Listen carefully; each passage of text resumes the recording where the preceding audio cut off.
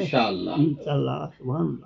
قرآن کے اندر جو آیت لکھی ہوئی اس میں ایک نشانی اللہ نے اپنے مقرب بندے کی یہ فرمائی کہ وہ متقی ہوتے ہیں۔ کیا ہوتے ہیں؟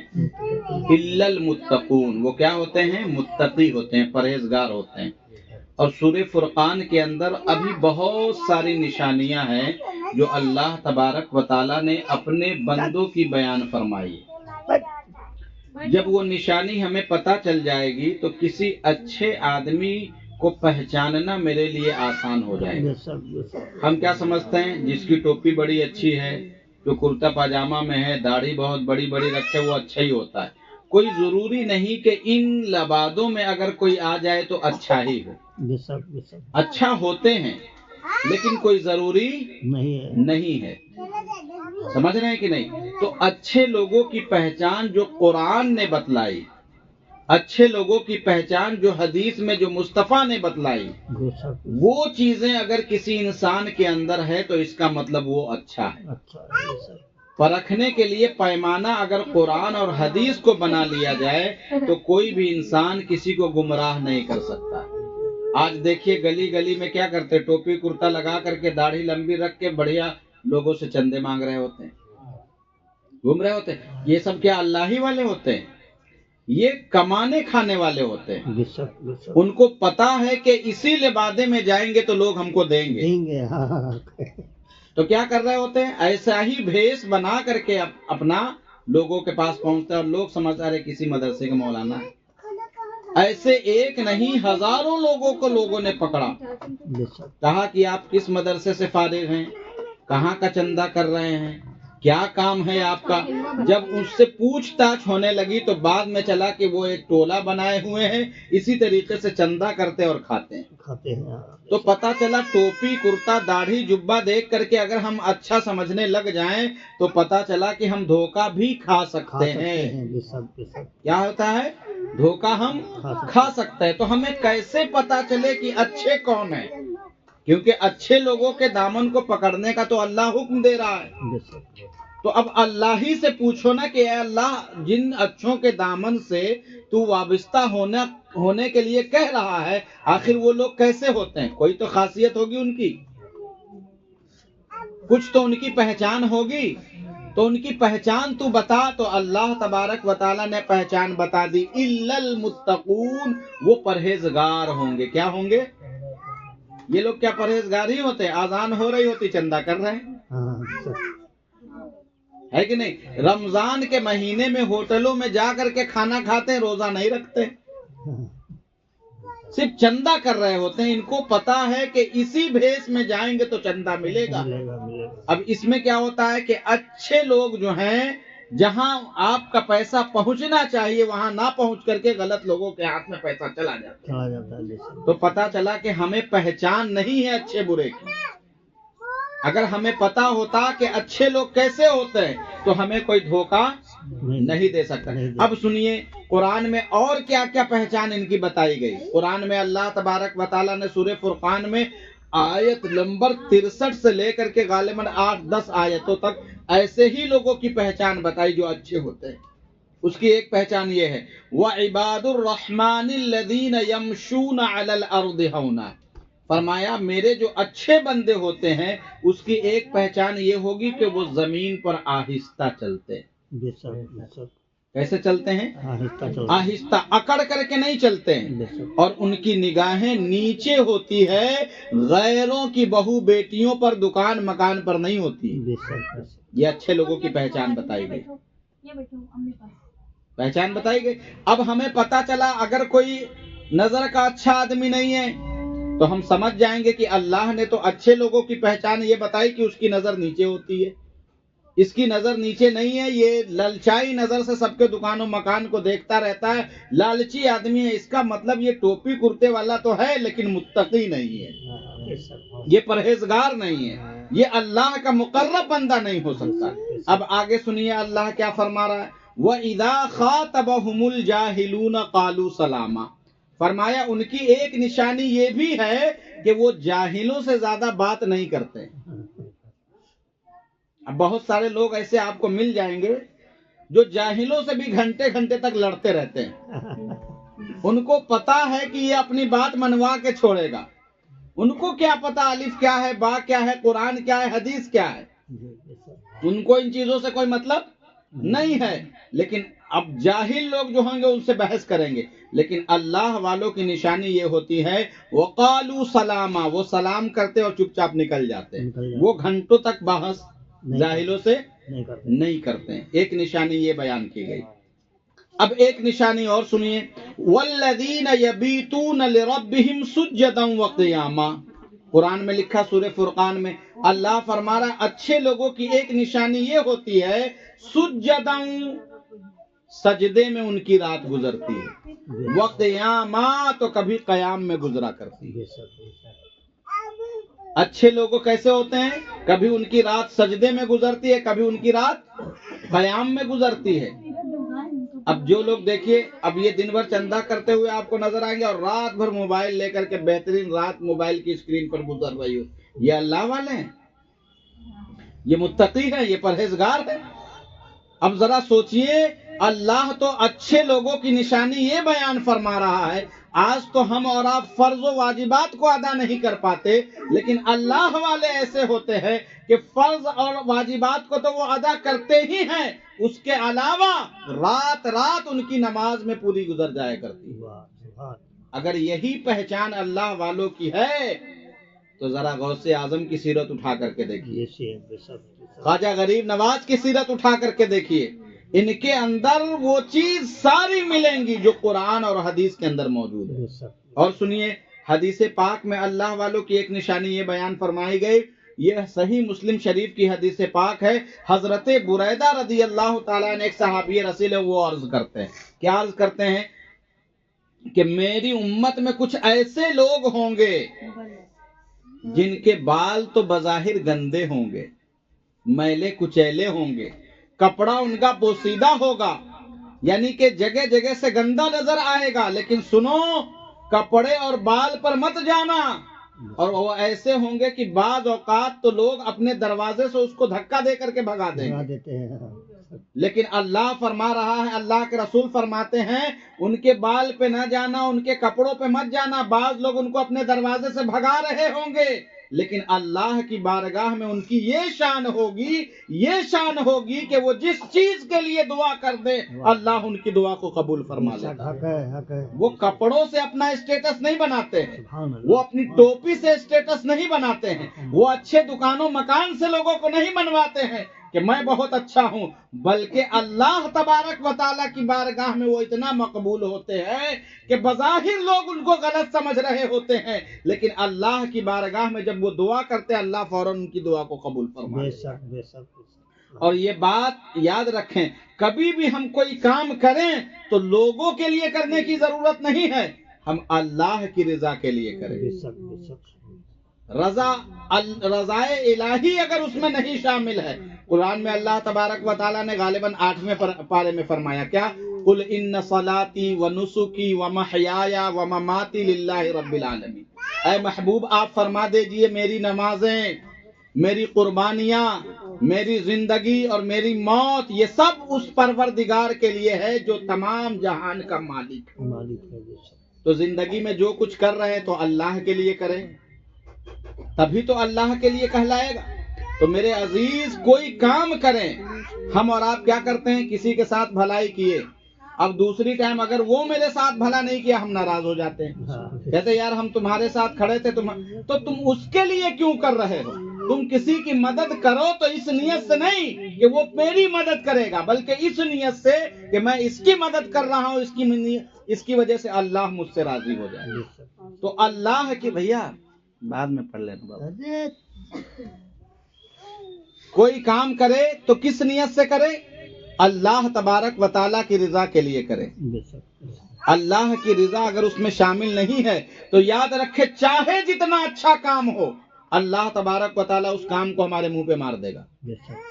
حدیث شریف کا مفہوم ہے کہ میدان محشر میں اللہ تبارک و تعالیٰ سوال پوچھے گا کن لوگوں سے، کن کو ہم اچھا جانتے ہیں، سچ سچ بتائیے گا. ایک تو ہماری نظر میں وہ اچھا ہے جو مولانا ہے، ہے نا.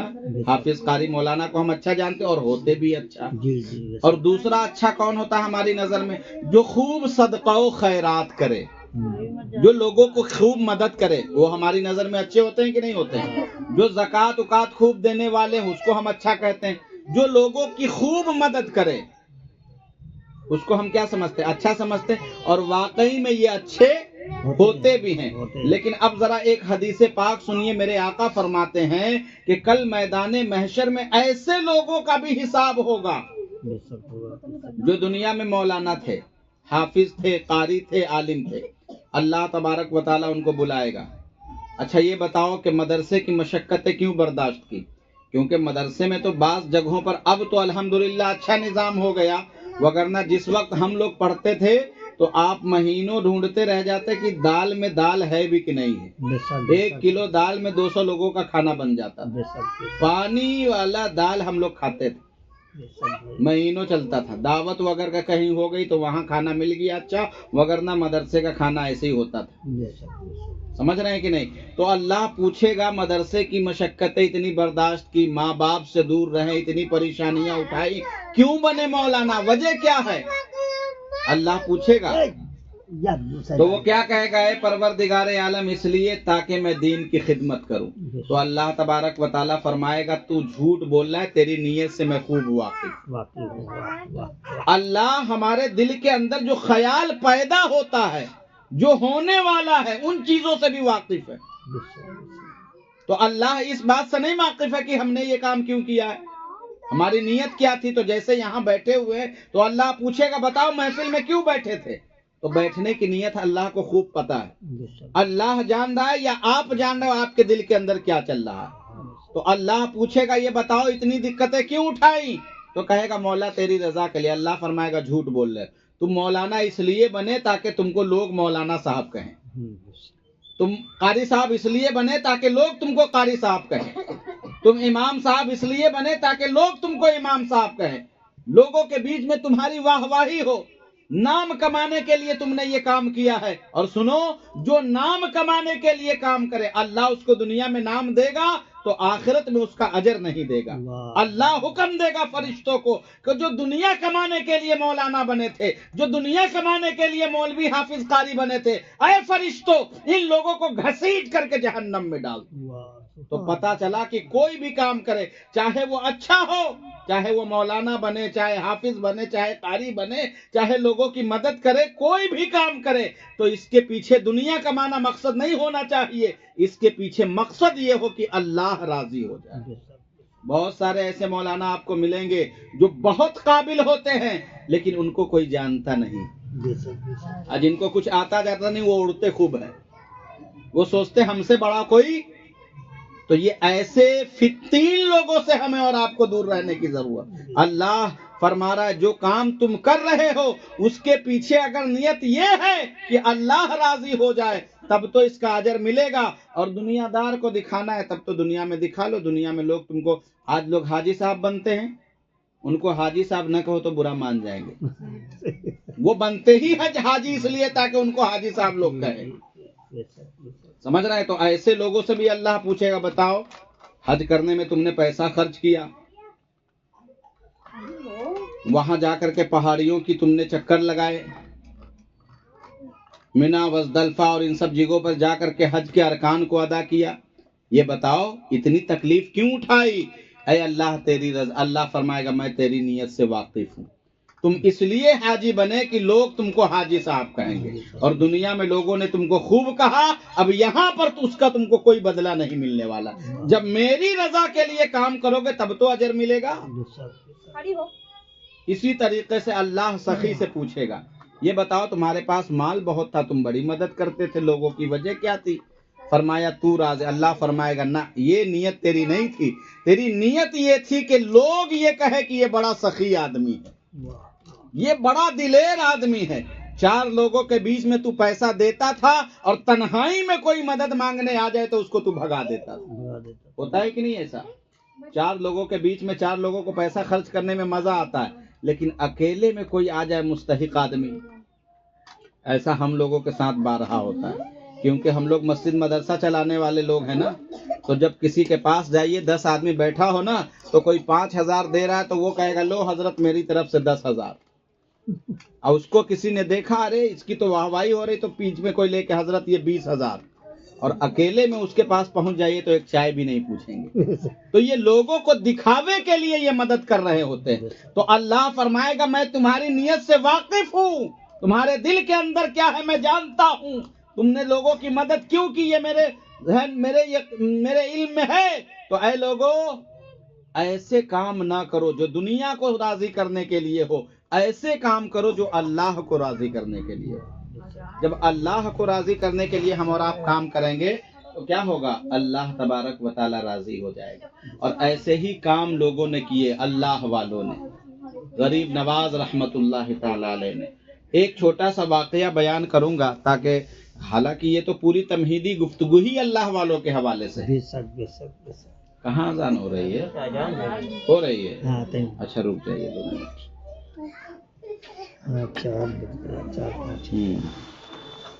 اچھا ٹھیک ہے، 4:15 تک سب مکمل ہو جائے۔ جی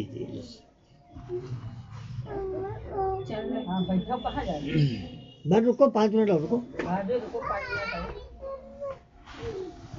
چار کی جل رہی موبائل چھوٹی والی۔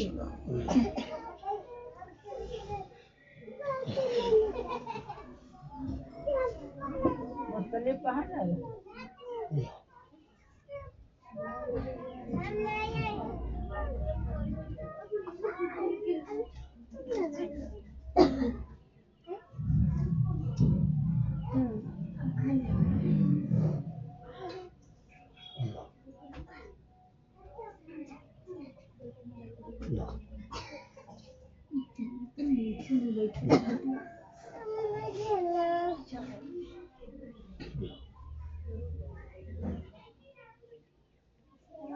ہو گئے ہیں؟ ہاں ہو گئے نا؟ درود شریف پڑھے۔ اللہ رب محمد صلی اللہ علیہ وسلم، نحن عباد محمد صلی اللہ علیہ وسلم۔ تو میرے عزیز اتنا جان لے کہ کوئی بھی کام کرے تو لوگوں کو دکھاوے کے لیے نہ کرے، اللہ کی رضا کے لیے کرے، کیونکہ اللہ تبارک و تعالیٰ کی رضا اس میں جب شامل ہوگی تبھی اس کا بدلہ میدان محشر میں ملے گا۔ وگرنہ سب اچھے کام کرنے والوں کو اگر جنت ملنے لگے تو ہم سے اچھے آج کے زمانے میں بہت سارے کافر آپ کو مل جائیں گے جو لوگوں کی مدد کرتے ہیں، لیکن وہ جہنم میں جائیں گے۔ وجہ ان کے پاس ایمان نہیں۔ دنیا میں اس کا اجر مل رہا ہے لیکن آخرت میں اس کا اجر ان کو نہیں ملے گا، کیونکہ آخرت میں اگر کچھ چاہیے تو آپ کے پاس ایمان ہونا چاہیے۔ کیا ہونا چاہیے؟ ایمان ہونا چاہیے۔ ایمان ہوگا تبھی آپ، اب کیسے سمجھیں گے؟ مثال کے طور پر ایک ٹرین جا رہی ہے لکھنؤ سے ممبئی، پیسے آپ کے پاس ہیں، پیسے آپ کے پاس ہیں لیکن ٹکٹ آپ کے پاس نہیں ہے، تو ٹکٹ نہ ہو تو کیا بغیر ٹکٹ کے آپ چڑھ جائیں گے؟ اس کے لیے شرط یہ ہے کہ ٹکٹ ہو تب آپ گاڑی میں بیٹھ سکتے ہیں۔ تو جنت میں جانے کے لیے ٹکٹ یہ ہے کہ آپ کے پاس ایمان ہونا چاہیے۔ ایمان نہیں ہے تو دنیا میں لاکھ اچھے کام کر لو لیکن اس کا اجر آپ کو نہیں ملنے والا ہے۔ تو ایمان کے بعد اچھے اعمال کی ضرورت ہے۔ اچھے اعمال کی ضرورت کیا؟ اچھے اعمال ہوں گے تو اعمال کے حساب سے اللہ ہمیں اور آپ کو درجہ عطا فرمائے گا۔ ہر مسلمان جنت میں جائے گا لیکن جنت کے بھی بہت سارے درجے ہیں۔ کسی میں چھوٹے طبقے والے ہوں گے، کسی میں اس سے پرہیزگار، کسی میں اس سے پرہیزگار، کسی میں اس سے پرہیزگار، کسی میں اس سے پرہیزگار۔ جتنا اچھا ہمارا اور آپ کا عمل ہوگا اتنے اچھے درجے میں ہم اور آپ رکھے جائیں گے۔ آپ سوچ لو کہ جو سب سے آخر میں جہنم سے نکالے جائیں گے، جو سب سے آخر میں اللہ جس کو جہنم سے نکال کے جنت میں ڈالے گا، ایک روایت یہ ملتی ہے کہ اللہ رسول نے فرمایا کہ جس انسان کو سب سے آخر میں اللہ جہنم سے نکال کر کے ڈالے گا جنت میں تو اس کے حصے میں کتنی جنت آئے گی؟ ذرا تصور کریے۔ جو سب سے گناہ، اربوں خربوں لوگ جنت میں چلے گئے، اور جو سب سے آخر میں نکالا جائے گا اس کا مطلب وہ سب سے زیادہ گنہگار تھا۔ کافر تو ہمیشہ اس میں رہیں گے، جو مسلمانوں میں جو سب سے گنہگار آدمی جو سب سے آخر میں نکالا جائے گا اس کو بھی دنیا سے 10 گنی بڑی جنت اس کو ملنے والی۔ دنیا کتنی بڑی ہے؟ واہ واہ یہاں تو 600 اسکوائر فٹ جگہ لینی ہو زندگی بھر کی کمائی چلی جائے گی. چلی جاتے ہیں بس. اور اللہ سب سے ادنا درجے کے جنتی کو اتنی جنت میں جگہ عطا فرمائے گا کہ اس دنیا سے 10 گنی بڑی جنت ہوگی. واہ سبحان تو سوچئے غریب نواز کی جنت کتنی بڑی ہوگی, واہ واہ واہ غوث اعظم کی جنت کتنی بڑی واہ، ہوگی, واہ، سبحان صدیق اللہ. اکبر کی جنت کتنی بڑی ہوگی, صحابہ کرام کی جنت کتنی بڑی ہوگی. تو میرے عزیز ہم یہی سوچ کر اولیاء کرام سے محبت کرتے ہیں. ہم تو گنہگار ہیں لیکن اللہ والوں کے دامن سے وابستہ ہیں. اللہ نے چاہا ان کے صدقے میں ہمارا کام ہو جائے گا. بے شک، بے شک. لیکن یہ اللہ والے بڑی محنت کرتے ہیں. تو قرآن میں بتایا گیا نا کہ وہ رات رات بھر نماز پڑھتے ہیں. رات رات نماز. ان کی نماز کبھی رات میں گزر جاتی ہے, کبھی قیام میں رات گزر جاتی ہے. بے شک. اور سنیے والذین یقولون ربنا اصرف عنا عذاب جہنم ان عذابها کان غراما. جس کی رات سجدے میں گزر رہی ہے, جن کی رات قیام میں گزر رہی ہے, وہ رب سے دعا کرتے ہیں تو گڑ گڑا کے دعا کرتے ہیں, اللہ اللہ. اے اللہ مجھ سے جہنم کے عذاب کو پھیر دے. اللہ. ہم اور آپ نماز بھی نہیں پڑھتے, روزہ بھی نہیں رکھتے, اچھے کام, لیکن اس کے باوجود کبھی رو کے دعا نہیں کرتے. نہیں کرتا. اللہ والوں کی یہ نشانی ہوتی ہے, ہر اچھے کام کریں گے اس کے بعد بھی رب سے دعا کرتے مولا ہم سے جہنم کی عذاب کو پھیر دے. بے شک. سرکار غریب نواز رحمت اللہ علیہ ہر وقت روتے رہتے تھے, واہ واہ. ہر وقت. یہ شان تھی غریب نواز کی کہ اتنے سارے, دیکھیں ہندوستان کے مسلمانوں پر تو خاص کرم ہے سرکار غریب نواز رحمت بے اللہ شک ہے, تعالیٰ بے علیہ. شک ہے, بے شک ہے. آپ کے ایک مرید ہوئے حضرت بختیار قاقی, خواجہ قطب الدین بختیار قاقی رحمت اللہ تعالیٰ علیہ. یہ خلیفہ اول ہے آپ کے. واہ. جب یہ آپ کے ہاتھ پر بیعت کیے تو پتہ ہے دلی کا جو اس وقت مین آدمی تھا جس کو سلطان شمس الدین التمش کہتے تھے, واہ یہ اس وقت ہندوستان کے پردھان منتری کے عہدے پر تھے, واہ واہ. وہ آپ کا مرید ہو گیا. کن کا؟ خواجہ قطب الدین کا.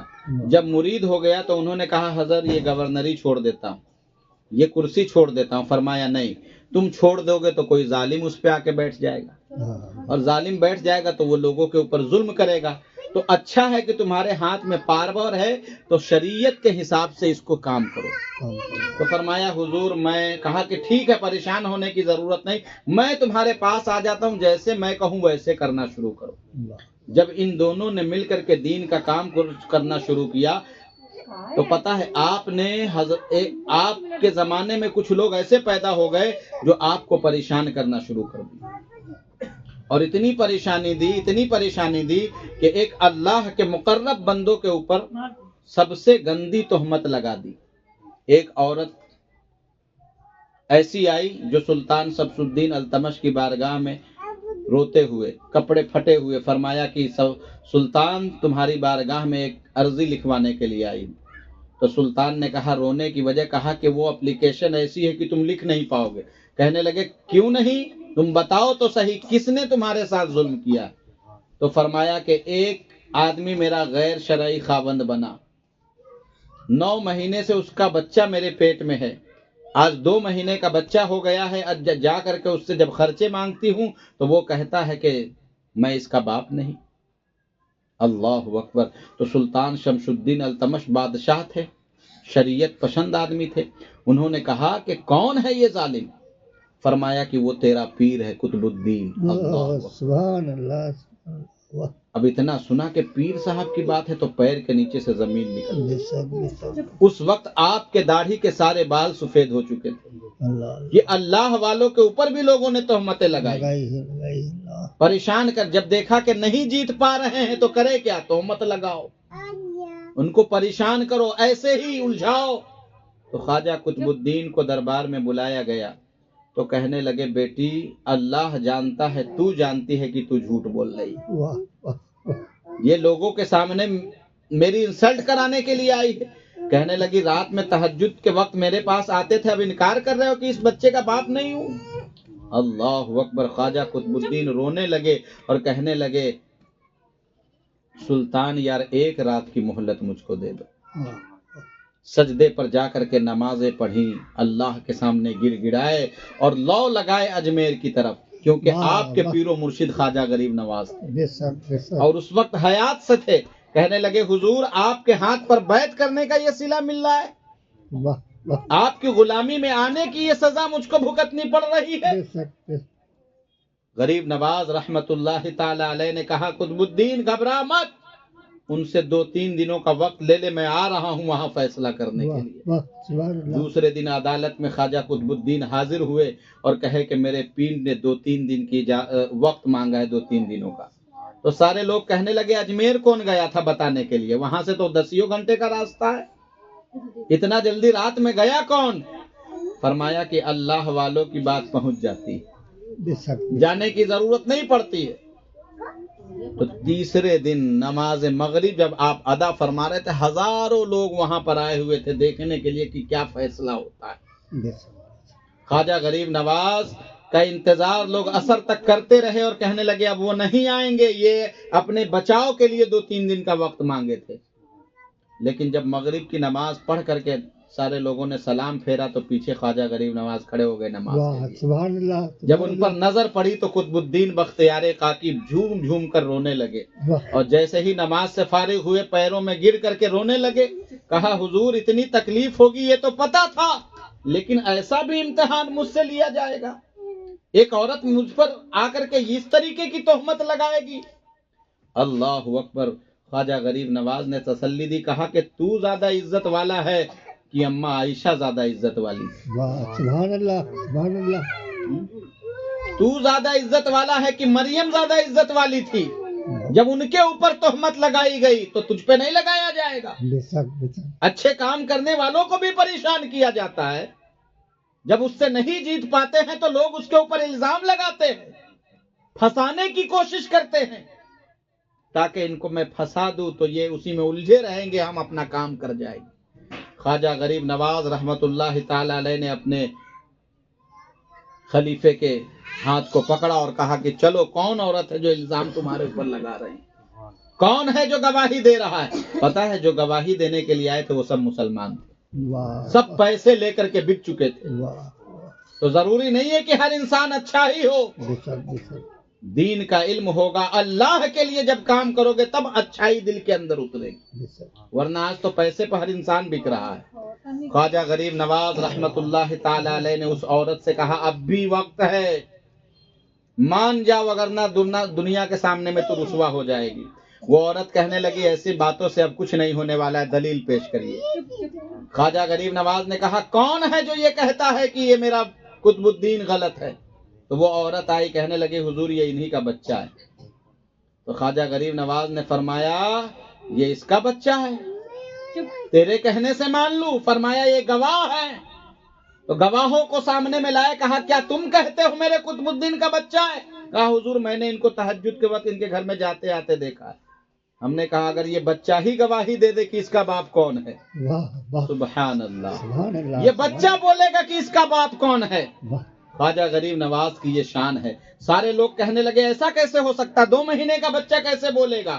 تو خواجہ غریب نے فرمایا سنو، جب بنی اسرائیل میں واہ واہ سبحان اللہ سبحان اللہ جب بنی اسرائیل میں ایک ولیہ کے لیے ایک بچہ بولتا ہے جس کی شہادت قرآن دے رہا، واہ بے شک تو یہ امت محمد ہے، اور اس امت کے ولی کے لیے بھی آج بچہ بولے گا، سارے لوگ دیکھیں گے۔ واہ سبحان اللہ اللہ اکبر۔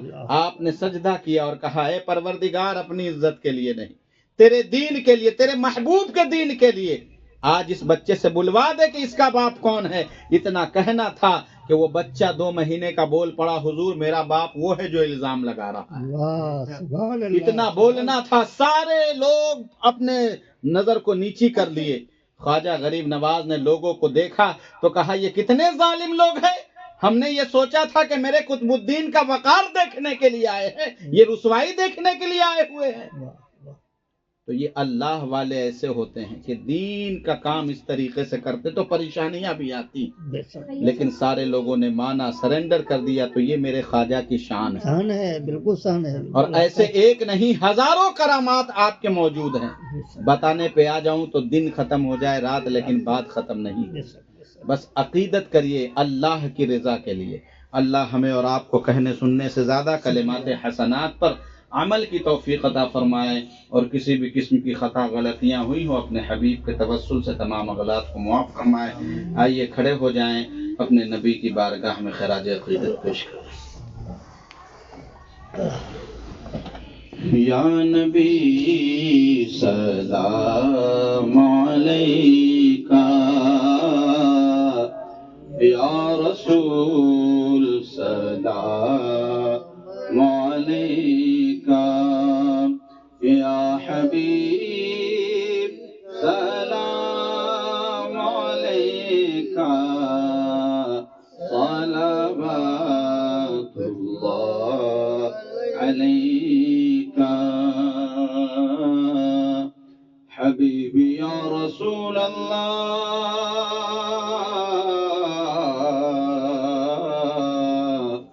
کعبے کے بدرو دجا ہو،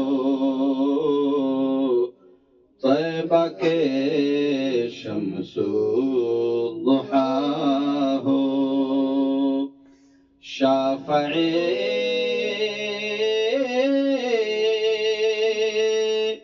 روز جزا ہو، دافع جملہ بلا ہو، یا نبی سلام علیکہ،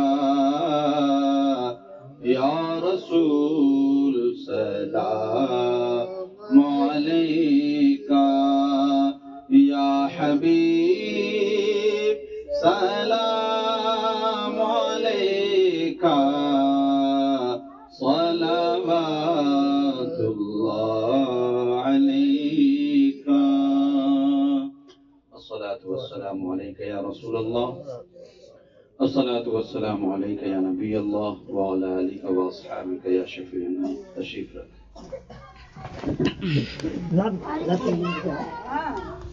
کھیر ذرا نکلا کے لگاؤ۔ کل شریف پڑھیے، یاد ہے؟ شروع سے پڑھیے۔